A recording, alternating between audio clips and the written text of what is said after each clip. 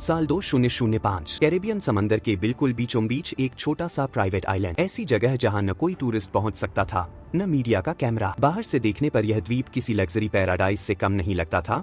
नीला समंदर, सफेद रेत, चारों तरफ ऊंची सिक्योरिटी बाउंड्रीज। लेकिन इसी खूबसूरत आइलैंड पर बंद दरवाजों के पीछे आधुनिक इतिहास के सबसे डरावने अपराधों में से एक चल रहा था। यंग गर्ल्स की ट्रैफिकिंग और उनका सेक्सुअल एक्सप्लॉयटेशन। यह कोई फिल्म का सीन नहीं था, यह वह कड़वी सच्चाई थी जो बाद में अमेरिकी इन्वेस्टिगेशन रिकॉर्ड्स और कोर्ट डॉक्यूमेंट्स का हिस्सा बनी। लड़कियों को कभी पैसों का लालच दिया गया, कभी नौकरी के ऑफर दिखाए गए और कभी मदद के नाम पर इस सीक्रेट आइलैंड तक लाया गया। लेकिन जैसे ही वे यहाँ पहुँचती थीं, उनकी पूरी दुनिया बदल जाती थी। चारों ओर हर तरह की सुविधाएं थीं, helipad, guest house, private dock, hitech security. लेकिन जिस चीज की सबसे ज्यादा कमी थी वह था कानून, सहमति और इंसाफ। और इस पूरे नेटवर्क के केंद्र में था एक नाम, जेफरी एपस्टीन। एक ऐसा व्यक्ति जिसे पब्लिक इमेज में एक बिलियनियर फाइनेंसर और एलीट सोशल सर्कल का इनसाइडर माना जाता था, लेकिन जिसकी असली पहचान सालों तक अंधेरे में छिपी रही। सबसे बड़ा सवाल यही था, इतने सालों तक यह सब खुलेआम कैसे चलता रहा और किसी ने इसे रोका क्यों नहीं? जब फ्लोरिडा के पाम बीच में कुछ टीनएज लड़कियों ने पहली बार पुलिस के सामने शिकायत दर्ज कराई,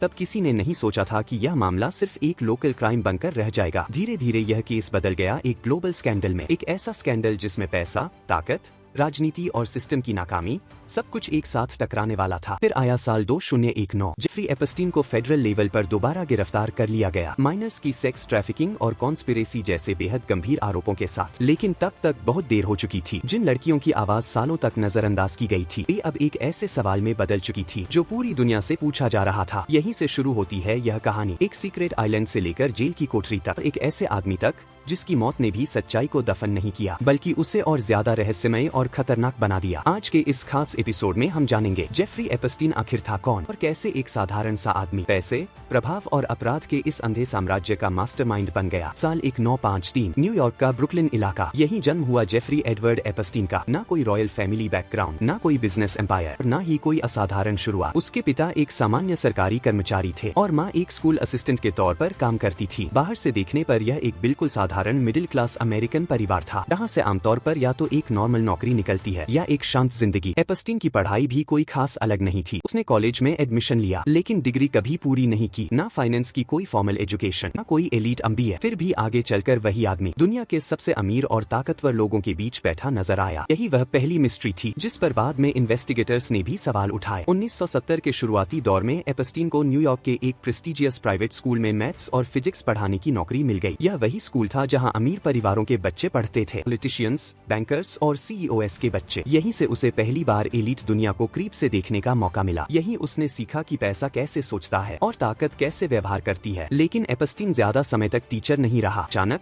बिना किसी साफ पब्लिक एक्सप्लेनेशन के वह एजुकेशन छोड़कर हाई फाइनेंस की दुनिया में दाखिल हो गया। 1976 में उसे एक टॉप इन्वेस्टमेंट बैंक में नौकरी मिल गई और यहीं से उसकी जिंदगी ने पूरी तरह दिशा बदल ली। आज भी सवाल वही है, बिना डिग्री, बिना ट्रैक रिकॉर्ड, इतनी बड़ी एंट्री आखिर मुमकिन कैसे हुई? 1980 तक आते आते एपस्टीन खुद को एक फाइनेंशियल एडवाइजर और मनी मैनेजर के तौर पर पेश करने लगा, लेकिन उसका काम आम एडवाइजर जैसा नहीं था। उसके क्लाइंट्स पब्लिक नहीं थे, उसकी कंपनियां पूरी तरह ओपेक थीं। उसके ट्रांजैक्शंस ज्यादातर प्राइवेट ट्रस्ट्स और शेल जैसी स्ट्रक्चर्स के जरिए होते थे। धीरे धीरे एपस्टीन सिर्फ पैसा संभालने वाला आदमी नहीं रहा, वह बन गया एक एक्सेस प्रोवाइडर। ऐसा व्यक्ति जो अमीरों को अमीरों से मिलवाता था, ताकतवर लोगों को प्राइवेट स्पेस देता था और खुद को हर जगह जरूरी बना लेता था। यही जरूरत आगे चलकर उसकी सबसे बड़ी ताकत भी बनी और सबसे बड़ा खतरा भी। पब्लिक इमेज में वह एक शांत बिलियनियर था, कम इंटरव्यू, कम बयान, लगभग शून्य ट्रांसपेरेंसी। लेकिन पर्दे के पीछे उसकी जिंदगी में लगातार बढ़ रही थी लग्जरी प्रॉपर्टीज, प्राइवेट जेट्स और वे सीक्रेट लोकेशंस जिनकी झलक दुनिया को बहुत देर बाद मिली। और यहीं से यह कहानी सिर्फ एक आदमी की सफलता की कहानी नहीं रहती, यह बदल जाती है पावर,